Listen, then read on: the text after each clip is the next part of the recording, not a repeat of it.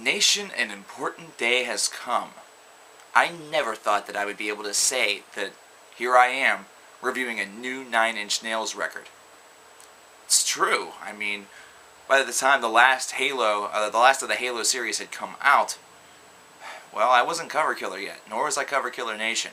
It seemed as though, by the words of Trent Reznor himself back then, that my opportunity to review a new Nine Inch Nails record had passed me before I even had the opportunity. If I were to review Nine Inch Nails, it would have to be kind of retrospective. But here we are with Hesitation Marks, 2013 release, coming out September the 3rd, which is Tuesday. If it's past Tuesday, then welcome to the past. So, let's talk a little bit about this album. Let's talk about kind of what's been going on prior to its release and kind of what has led up to it. For one, obviously Nine Inch Nails is a hugely influential industrial rock act from here in America. They kind of single-handedly brought a lot of prominence to the genre itself and really kind of got it a lot of allure and acclaim, especially in the 1990s. Trent Reznor in the 1990s was responsible for probably some of the most provocative but at the same time also interesting albums with names such as Pretty Hate Machine, The Downward Spiral, and The Fragile, just to name a few. Of course, we all know the song Closer, which just probably bogged and blew people's minds whenever they heard it back then, for being something that's so simple and really something that is just really evokes a very provocative style to it and everything like that.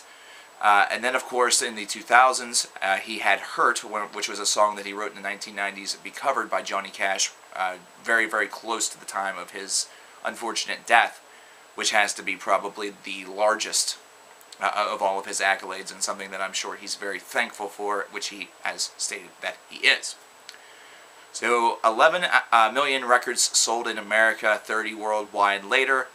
In 2009, it looked like we weren't going to get anything new from Nine Inch Nails for a while, if ever.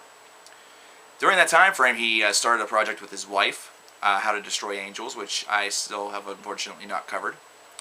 And he also did a pair of soundtracks with Atticus Ross. He did The Girl with the Dragon Tattoo and The Social Network. The Social Network won a couple of awards. However, last year he started working on the new album. He was pursuing it very, very aggressively, and the new album was complete as of May of this past year, and here we are. Now, Came Back Haunted, the very first single off of the album, was kind of going to be the test run. It was going to be, for me, going to test whether or not initial feelings about this were very positive, and after hearing the song, they were. It was one of those things where you almost wondered, after doing all of these different things with Atticus and with his wife, if Trent Reznor would be able to kind of get back into the studio and get back into Nine Inch Nails mode, kind of jump back into the bubble and be able to pull it off. And he was able to do it with this song. With this song, it was definitely a great addition to the Nine Inch Nails catalog. It may not be as classic as some of his previous singles, but not bad either. The music video is directed by cult director David Lynch, which of course adds to the just overall creepy factor to it, and just overall paints a very weird narrative.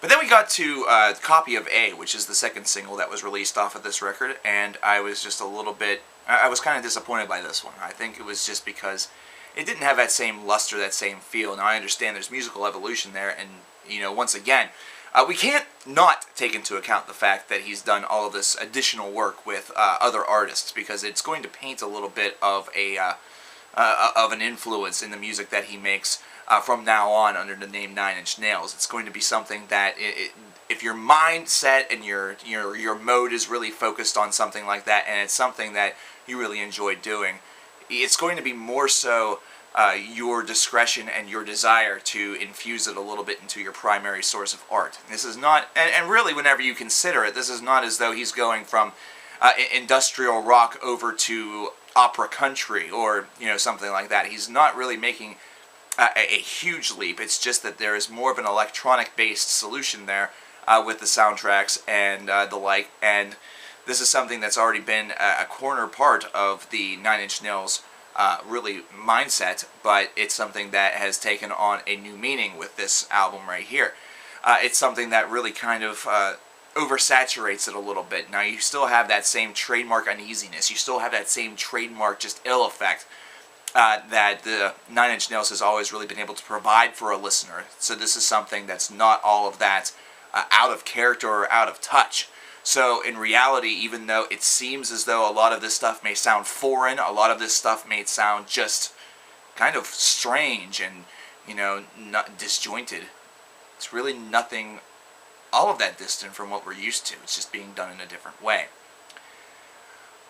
Sometimes, though, that is all that really matters, though. Sometimes the era of simplicity or the era of just kind of, negotiating terms a little differently than you used to can really subject yourself to a lot of harsh criticism or a change in the way in which fans are able to view it, or age is sometimes a factor.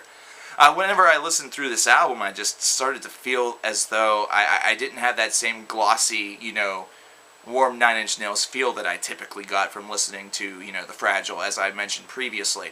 I listened to that disc, to both of those discs prior to listening to this, and I still consider that to be Trent's ultimate work of genius.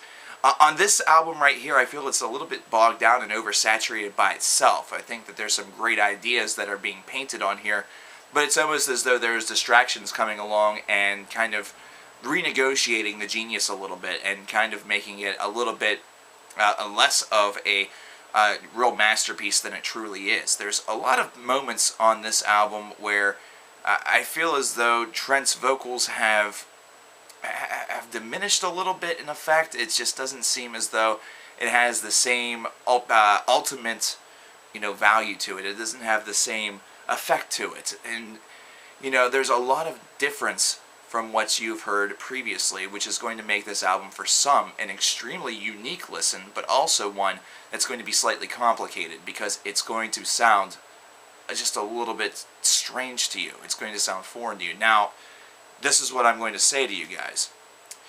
If you listen to this album the first time around and you're not too keen on it, pop it back in, usually after a couple of hours or maybe take a day, and then pop it back in and re-listen to it. The reason why I suggest this is that this is an album that as it organically grows on you, you really start to feel the effect a little bit more. Everything sounds a little bit more effective overall whenever you listen to it again a second or third time. This is what you would call a grower. Now, sometimes whenever we mention growers, we talk about how they grow into being among our favorites. Now, this isn't going to exactly be in that realm. There's a lot of beauty on this album. However, that beauty sometimes gets overshadowed by the oversaturation of other things. And sometimes we have to all find our own beauty. However, this is an album that if you listen to it the first time and find it to be an utter disappointment, give it another chance, another 2 or 3 listens, and it may elevate in status a little bit for you. I know that for me, the first time I listened to it, I was very underwhelmed. I just didn't really catch the vibe the same way.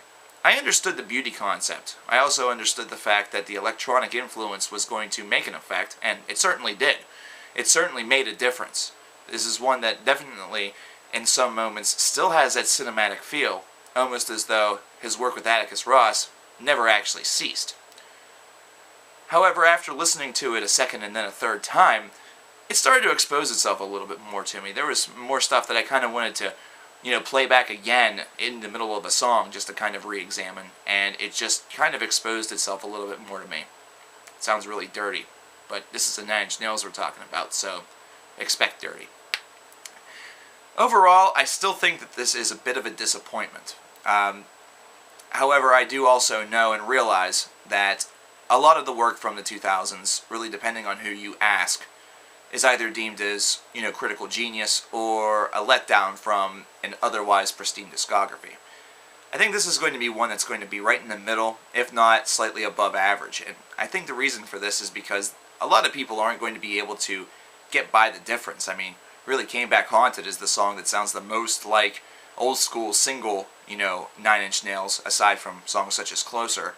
Whereas the remainder of the album sounds like some weird amalgamation of the 2000s era material, a weird amalgamation of his work with Atticus Ross, and some of the more ambience/experimental moments of The Fragile. While that all sounds well and good, it's not something that's executed quite as well. Because of that, I'd probably have to give this a 7.75 to a light 8. Unfortunately, I still have to deem this as a disappointment, even though that this is a record that, a score, should I say, that for most other records would actually be pretty good. But for a guy that's kind of always liked Nine Inch Nails and, always has this profound love of genius and, the strange, this one looks kind of just a letdown. Maybe it's one of those things where it's not 3 or 4 listens that's going to make this, completely genius in my mind. Maybe it's going to take 30. But will it get 30 listens? I don't know if it will. I'll be lucky, I think, if it gets 10. Proceed with caution with this one, but I think a lot of people are still going to like this. I think a lot of people are just going to be happy to have a new Nine Inch Nails release on there that really the quality of it isn't going to be that much of an issue to them. A lot of people are going to go out and see them on tour. I kind of want to go, but I'm not sure if I'm going to have the ability. But there you go, and there you have it. Nine Inch Nails hesitation marks. I just said proceed with caution, but still pick it up anyway. I'm going to. It's going to be cool. This is one of those bands where you just have to pick it up because it's Nine Inch Nails. And you don't know how many more Halos there are going to be. Oh, sorry. I'm still recording. Later.